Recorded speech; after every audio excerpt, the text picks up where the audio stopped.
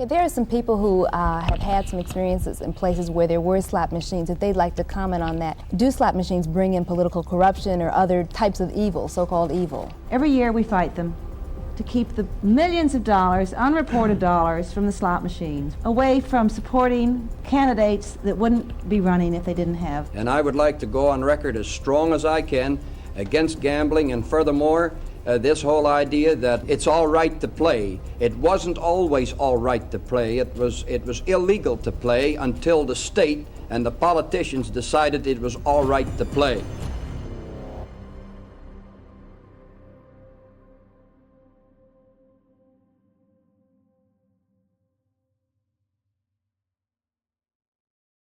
Yeah, politics, like nowadays, right now it's going on with these politicians in DC. They're talking about, it's our money and, they're hiding money and this and that. And when they get voted into office, they're worth maybe $50,000, but after their 12 years, they're worth 50 million. Go figure, how they getting that.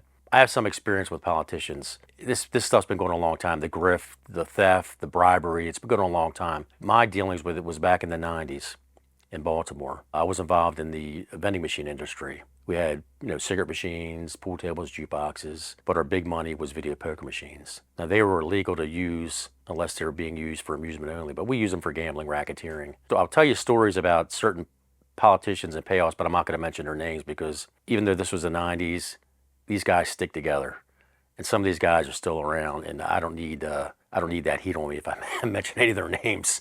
So my first introduction with the politicians, it started out when I got hired to work for this vending company. Quick story, I wanted to be a Fed my whole life. I wrote about it in my yearbook, and my whole childhood was, stemming towards that. Get a criminal justice degree to become a Fed. I went in the Army, got a top secret clearance and all.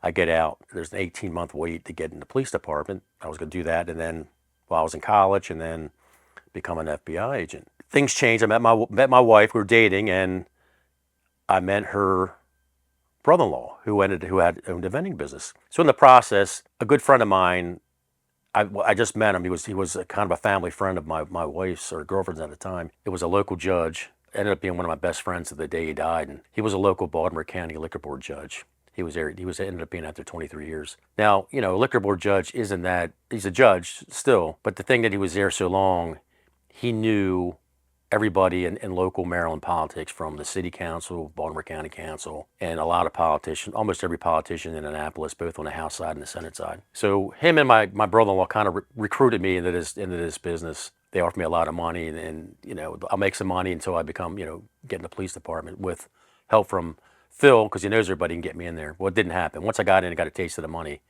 I was in. So my first experience, other than being kind of recruited by a politician in a way, I was learning the business. And within like 6 months to a year, my boss, he wanted me to learn everything about the business because eventually I was running it for him. And we went to this political function out in Baltimore County. There was a seat that was up, and a lot of these guys were running for it. So us operators, us guys, we wanted to make sure we knew who was going to win. We wanted them to know who we were.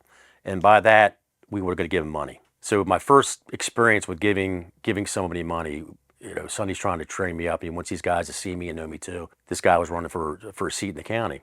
So Phil tells us there's about 4 or 5 guys running for the seat, but he thinks this one guy is going to win. And he ended up winning. Sonny gives me an envelope. And it was I think it was between $5 and $10 grand, and I can't remember. I stick it in my jacket. I hate to get dressed up, but you had to get dressed up for these things. So I stick it in my coat pocket, and he says, we're going to go in there. Phil's going to do the introduction. Somebody's going to say, come with me. And I'll know that's the guy I'm going to give the money to. I never gave money directly to anybody running for office. It was always somebody that was with them. They didn't really say they worked for them because they didn't want any connection if somebody saw what was going on or there's an accusation, so they can deny it. Plausible deniability. That guy didn't work for me. He just happened to be standing by me. So we go in this function, and Phil's there. He does the introduction. Sonny shakes his hand. I shake his hand. There's a guy with him, his handler, whatever you want to call him. Shake their hand. They're talking. He says, "Oh," and he got my name, Paul. Hey, Paul. Hey, let me go show you this over here. So that's the guy. So Sonny nods at me. That's the guy. So we go walking down this hall. It was a bank. It was about 3 or 4 banquet rooms in this one place. It was a Holiday Inn. I think it was a Holiday Inn in Timonium where we're at. And we go down this one room. This banquet hall is empty. We go in there, and he's talking about the Orioles or something. He's just making just bullshitting me. So we go in there. He closes the door, and he stops. And I take it out, give it to him. He puts it in his jacket, He goes, go ahead back out there. I'll meet you over there. And he goes through the kitchen. I went out back, and Sonny looks at me. I just said, it's done. He walks in. He makes eye contact with the guy that was running for the office, kind of went like that, and that was it. So that was it. 5, 10 grand. The guy ended up winning. And the guy ended up winning, and he was out there, I think he did 2 terms, and we didn't have any problems with poker machines. We didn't have any bills come up. We didn't have anything going on in the county at that time. Now, the state was a little different. Now, the crazy thing about these poker machines, Annapolis makes all the state laws. The county has laws too. The city has laws. Like all the other jurisdictions has their own laws. Now, these poker machines, they were illegal. You couldn't have them anywhere in the state of Maryland, but Baltimore City jurisdiction and Baltimore County. They were the only 2. Every other jurisdiction, they're illegal. The counties outlawed them. The state said they were legal to use for amusement only. A lot of that was because early on in Baltimore City and Baltimore County, they were the biggest delegation. They had the most people in Annapolis in the House and in the Senate. Now, early on, the history of this is that before lawyers, not all lawyers are scumbags, but a lot of them are the ones that are politicians, that I knew anyway. A lot of these guys early on, the 60s, 70s, 80s, these guys that ran for local office, Baltimore County, Baltimore City, or whatever, running, to try to get to Annapolis to be either a local congressman or local senator. A lot of these guys early on were like, they're bar owners, they're restaurateurs, they own banquet halls, and those guys were seen in the community. So, and they had the means, they had the area and the functions where they could do these functions for themselves. So a lot of these guys early on in the 70s and 80s, a lot of these guys that were congressmen, state congressmen, and senators used to own bars and restaurants. Now, the irony is, when they owned bars and restaurants, the guys that set them up were the operators, were the vendors, were the guys that I worked for. So when they wanted to buy a bar and they needed the money, the banks weren't loaning the money, they come see these operators. So they were very familiar with what we were doing and how much money they were making. So that's how all the corruption started, before the lawyers got involved. That's how they had a foothold for so long, these operators, keeping these things legal. But in a way, too, we had to give them money. We had to give them campaign donations. We had to buy Bull Oyster Roast tickets. Any function they had, we were shelling out cash to make sure they kept our business legit. Now, the operators, there's dozens of guys that had vending machine companies, but there's 5 main operators, which my boss was one of them, where they would sit and discuss things. So one of these meetings back in about a year in, Phil was there, and go figure, the guy from Anne Arundel County, he put a bill up saying we're going to totally outlaw these poker machines. They're going to be done, just like every other county. Baltimore City, Baltimore County, they're done. We're going to put them out. And they would purposely do that. The 2 guys at the time, I'm not going to mention their names, but if you look them up, you can figure out who they were. The 2 guys that controlled the House and the Senate in Annapolis at the time, both of them combined were there almost 50-some years, almost 60 probably. That's how entrenched these guys were. They ran the whole, they controlled everything going on there. They would say somebody else put this bill up, they put it to them to put it up. We give them the 50 grand, that bill goes away, it's done. So 2 years later, another meeting, same thing, Phil's there. They want 100 grand this time. Somebody else, Hartford County, puts this bill up that long. Of course, the operators are upset because, I'll give you the money we're making. The outfit I worked for, we had like 50 to 60 bars. We're making between 50 and 60,000 a week.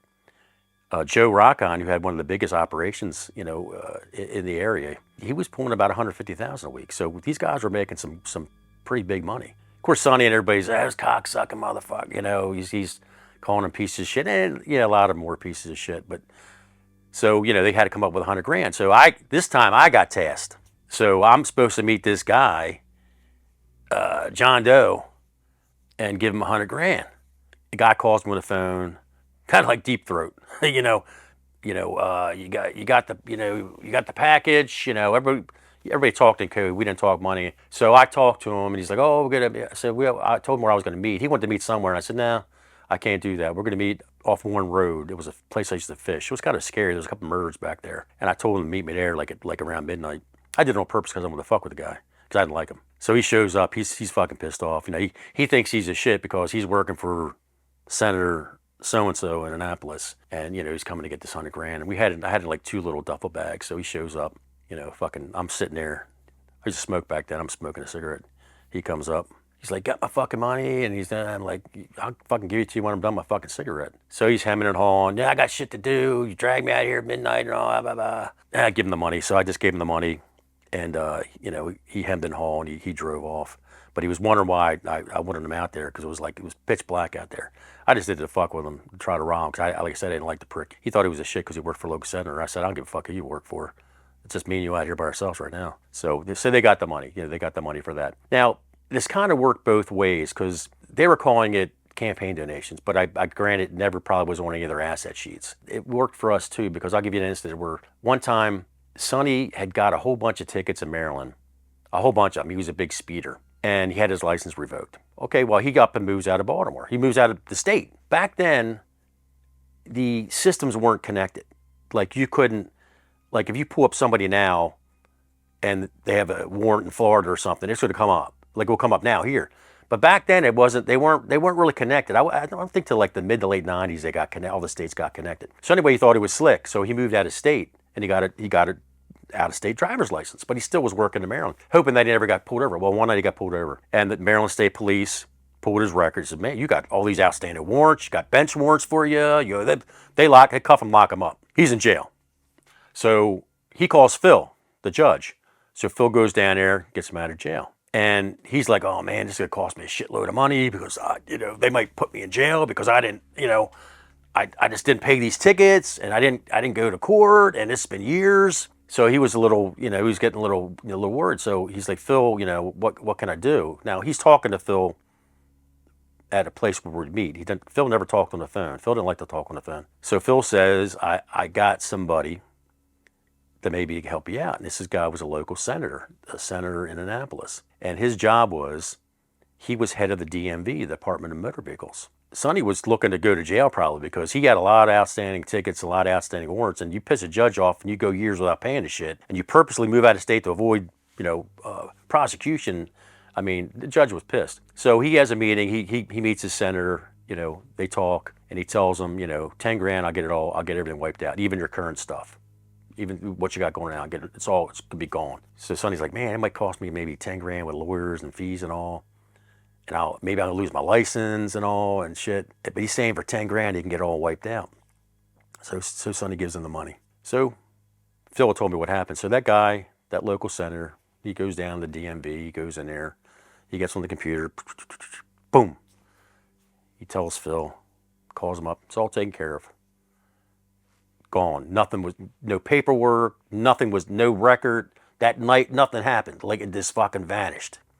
So that money that we were giving them, we did get stuff in return. That's just one time where that we did, call in a note basically, what can you do for us? And then, like I said, they were kind of, scratch our back, I'll scratch yours. Through my tenure in that business, I went to a lot of political functions. It's something we had to do, go to these functions, grease palms and all. And I was meeting the future mayors, future governors, future Congress people, and they're all, they're shaking their hands and all because these guys, all these operators had money, they had cash, and they wanted that cash. They wanted to get in on it. They wanted that gift. They wanted that campaign donation. They wanted you to buy tickets to the bull roast. They wanted, because we were giving cash.